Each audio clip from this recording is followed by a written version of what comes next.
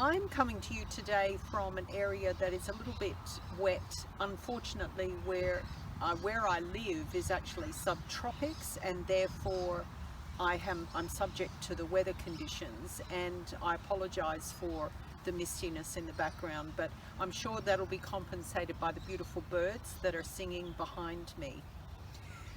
Given what's happened in this past week in the United States, what I want to talk to you about just briefly today is leadership.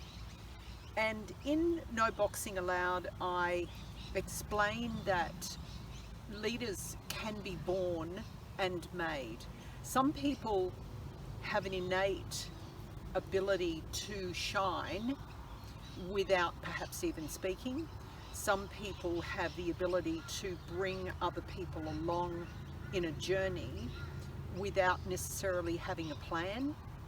And some people, through virtue of their experiences in life, actually develop very strong leadership traits.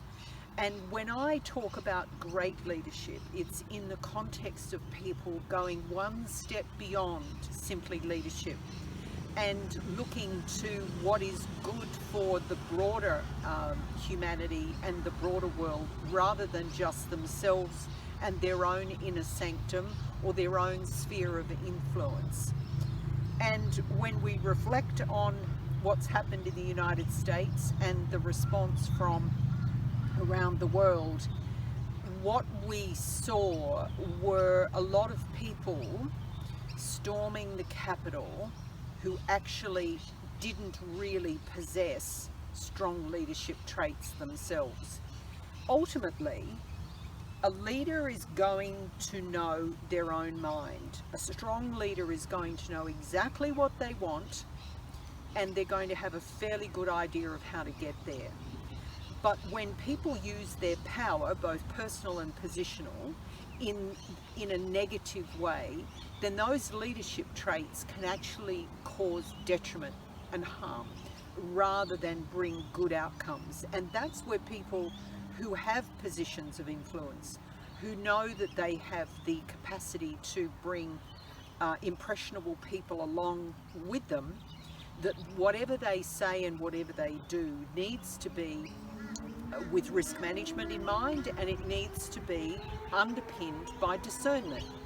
If we blindly go about simply saying what we want to say no matter what, and we expect the world to respond to what we have to say because we have freedom of speech that supports us, then we're not actually tempering and risk managing our communication out to the world. I really encourage you to go online and either purchase the ebook or the paperback copy of No Boxing Allowed. It is available in hard copy as well. Serenidad Consulting website, I'm happy to sign copies and send those to you. But we're at a really critical point now. Within a couple of weeks, we're going to have a different administration. We're going to have things being pushed, quite rightly. We're going to have people pushing back. And the more that you understand the dynamic of power and control, and you can use your innate or your developed leadership ability to the best, the better off we all will be.